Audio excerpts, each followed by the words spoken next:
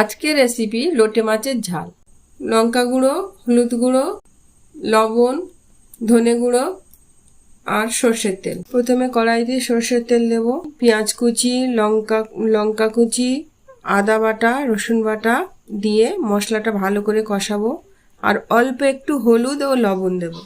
মশলাটা ভালো করে কষানো হলে মাছগুলো আমি দিয়ে দেব। মাছগুলো দিয়ে 2-4 বার নাড়তে হবে। নেড়ে নেড়ে ওটাকে ভালো করে বিছিয়ে দিতে হবে কড়ার মধ্যে।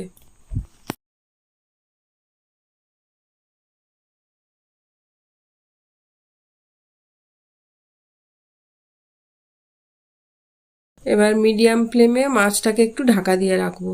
মাছটা যখন জল উঠে আসবে তখন ধনেপাতাটা দিয়ে দেব। দেওয়ার পর লো ফ্লেমে ওটাকে হতে দেব। একদম জলটা শুকনো হয়ে এলে আমাদের লোটে মাছের ঝাল রেডি।